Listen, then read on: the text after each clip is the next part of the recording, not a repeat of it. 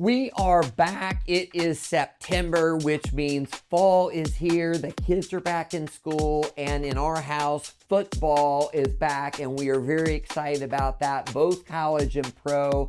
And in today's video, we are going to address the blockbuster jobs revisions announcement that came out today on Tuesday, September 9th. And we also got some very key housing info for you. Let's dive into it.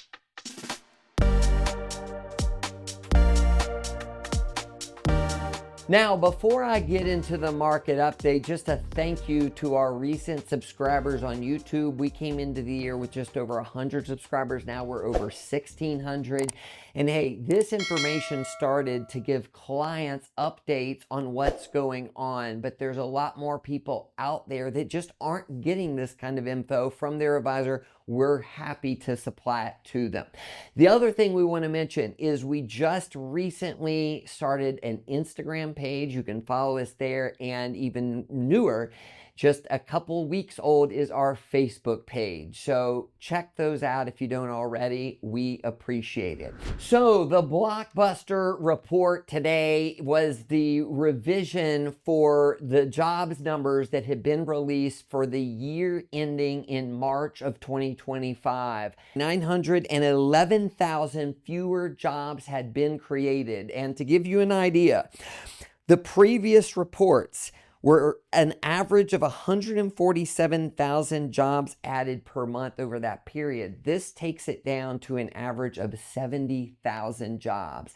This might sound scary, but here's the key thing as it relates to the markets and the economy, is that this is looking back to over a year and a half ago, to 6 months ago, that period of time, and it is old news for the stock market, which is looking forward. The other thing we care more about is the economic data taking place now. So on that note, let me add one other thing. Last year at this exact time, we had something similar occur, and it was a revision, a loss of 800,000 jobs. We talked about it then, and lo and behold, the stock market did very well in the months to come because, again, it was old news at the time. So that is very important to take note. Now, the second thing that you need to know about the jobs market is we just got August numbers, and it was not good. 22,000 jobs created. Now, July was a little better. They upgraded jobs there to 79,000, but for June, they lowered that to a loss of 13,000 jobs. So listen, over the last 3 months, if you take the average there, it's a very low number. This is during the summer. And the other thing that we care most about is, are we seeing a lot of layoffs? Okay, because we know that companies right now aren't doing a lot of hiring. So on the note of, are we seeing layoffs, we are putting up the chart that longtime viewers of our channel know that we've used more than anything else. Initial claims for unemployment insurance. When someone's laid off, if they can't immediately go find another job, they go file for unemployment insurance. And you can see that last month came in, or last week, 237,000 people. This has been in a range for three and a half years, and we've been talking about this, that several times in these last 3 years, economists, a large percentage of them, have said a recession is imminent. We were watching this closely because if we're going to see a recession, this number is going to soar. And it has not happened, is one of the reasons we have said we don't believe a recession is imminent at any time over these last few years. But the good news here is that companies still are just not laying off many workers. So we're going to be watching this in the months to come. Again, we're now into fall, like we said at the top of the video, and that's normally a period where companies do increase the hiring. So we hope to see that. Now, the last chart on the jobs market that I want to put up is a chart taking a look at job openings versus the amount of unemployed people that are actively looking for work. Now, in blue is the job openings, and I want to focus on prior to COVID. For about 15 years here, there were a lot more people unemployed looking for work than there were job openings, despite the fact that the economy was doing pretty well through most of that period. Now, COVID, things got wacky there, as you can see, but notice over these last 3 years, the blue job openings has been much higher than unemployed people for work, meaning if you wanted a job, you could go out, you had your pick of the litter. Well, this, for the first time, we have unemployed people slightly more, 7.38 million versus 7.18 million job openings, but it's very tight, it's very close.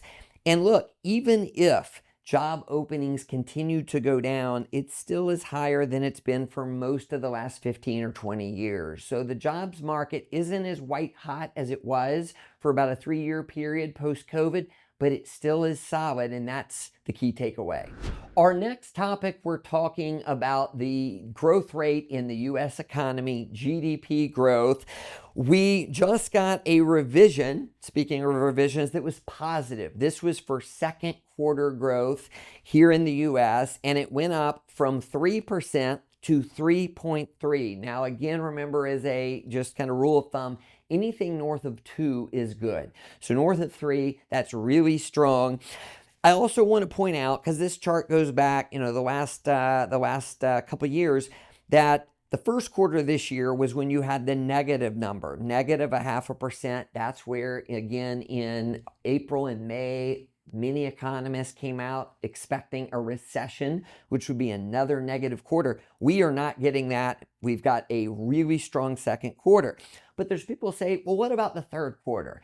Will the economy roll over then?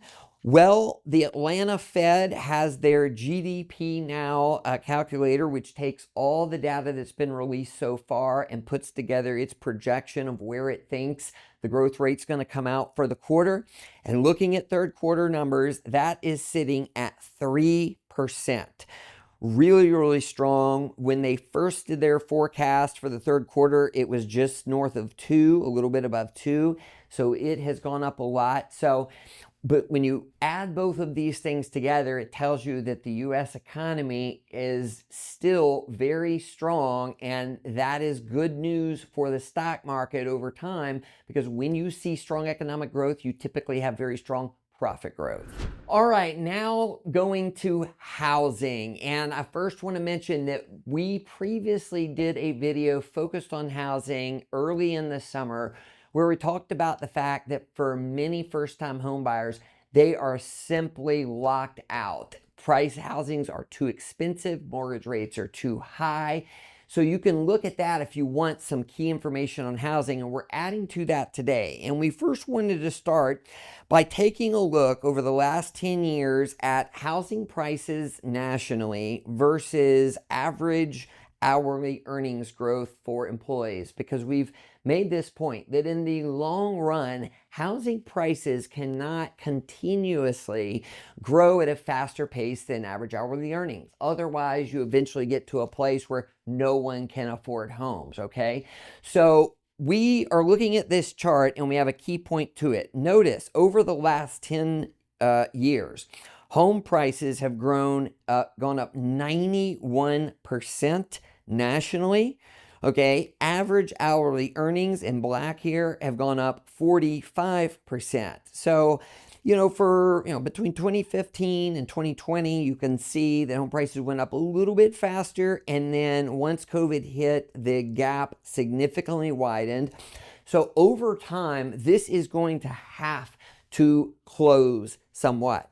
And the way it can do that is a combination of home prices coming down a little bit and wage growth rising at a faster clip. And wage growth has been growing at about 4% on average the last couple of years. That's a lot stronger than about 2% average it had between 2010 and 2018. But you will notice there up at the top in blue that there has been a little bit of a downturn in home prices over the last couple months. That brings us to our second chart, which goes back over the last 12, 13 years. It takes a look at 50 of the most populous U.S. metro areas. So you have Atlanta, where we are in here, LA, New York, Houston, Dallas, Denver, San Fran, etc. Okay? This is looking at each month how many of them saw a decline in prices. And you can see going back from 2013 through 2020 This would go up and down, was averaging around, 8 to 10 to 12 of the 50 cities per month. And then 2021, 2022, almost nothing as home prices soared everywhere. But notice here, in the last 3 or 4 months, this has been ticking upwards. And last month, in July, I should say, you had the most cities see a decline month over month going back over this 13, 14-year period. So this goes nicely with the chart we just showed, which is you're starting to see a little cooling of home prices. Hopefully that can help more home buyers step up and get their first home. Now, the other thing we want to mention on housing, which is good news and will help every home buyer, is taking a look at mortgage rates. So this is the 30-year fixed rate.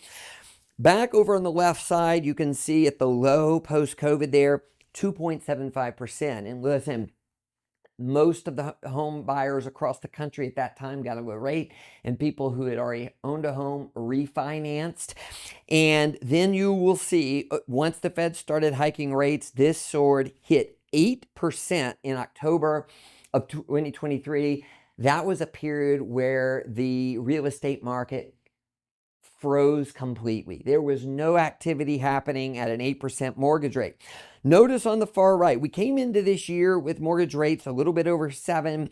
They are at 6.28% today, September 9th, and they could continue to go down. The lower this gets, the more it opens up and makes prices a lot more affordable for people. And we've talked about housing.